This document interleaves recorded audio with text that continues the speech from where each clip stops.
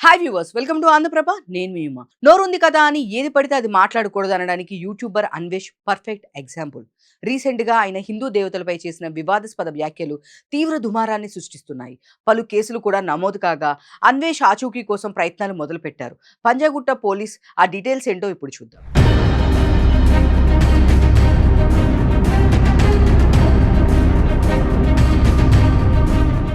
YouTuber Anvesh ఒక traveller వ్లాగర్గా ప్రపంచ దేశాలను చుట్టేస్తూ అక్కడ ఆహారాన్ని, సంస్కృతి, సాంప్రదాయాలను పోస్ట్ చేస్తుంటాడు. ఆ మధ్య బెట్టింగ్ యాప్స్కి వ్యతిరేకంగా నిలబడి చాలా మంది ప్రజలకు చేరువయ్యాడు. కానీ ఈ మధ్య మాత్రం అతని మైండ్లో లేదు. నోటు నుంచి వచ్చే మాటలు గతి తప్పుతున్నాయి.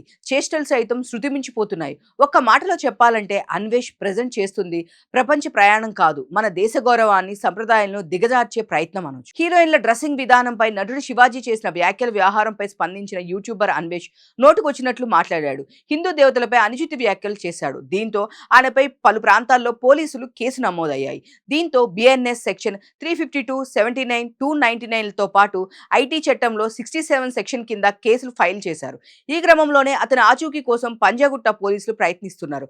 అన్వేష్ యూజర్ ఐడి వివరాలు ఇవ్వాలని ఇన్స్టా నిర్వాహకులకు లేఖ రాశారు. ఇన్స్టా నుంచి వచ్చే రిప్లై కోసం వేచి చూస్తున్నారని తెలుస్తుంది. ఈ వివరాలు వచ్చాక అన్వేష్ కు నోటీసులు జారీ చేసే అవకాశం ఉంది. ఇక ఈ నోటీసులకు ఆయన స్పందించకపోతే లుకౌట్ నోటీసులు ఇస్తామని పంజాగుట్ట పోలీసులు చెబుతున్నారు. మొత్తంగా పలు హిందూ సంఘాలతో పాటు ప్రజలు కూడా అన్వేష్ను అరెస్ట్ చేయాలని డిమాండ్ చేస్తున్నాయి. అయితే దేశదిమ్మరిగా ఊరూరో తిరుగుతూ సొల్లు కబుర్లు చెప్పుకుంటూ తిరిగే అన్వేష్ ఈ మధ్య మితిమీరి మాట్లాడుతున్నాడు. గతంలో కూడా ఎన్నోసార్లు మహిళలపై అనుచిత వ్యాఖ్యలు చేసిన సందర్భాలు ఉన్నాయి.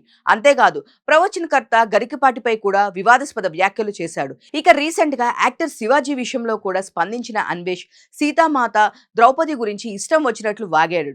అంతేకాదు ఈ అన్వేష్ ఏ దేశానికి వెళ్ళినా అక్కడ వైఫ్ ని సెట్ చేసుకుంటాడంట. చూడ్డానికి అసహ్యంగా ఉన్నప్పటికీ అదొక స్టైల్ అని చెబుతాడు. ఇదంతా ఒక ఎత్తైతే తాను 14 ఏళ్ల అమ్మాయితో ఉన్నట్టు ఒక ఆడియోలో స్వయంగా చెప్పాడు.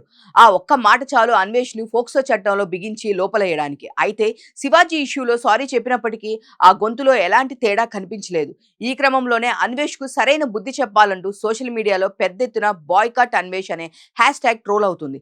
ఇక తాజాగా పంజాగుట్ట పోలీసులు దర్యాప్తు నేపథ్యంలో యూట్యూబర్ అన్వేష్ అరెస్టు తప్పదని చెప్పారు.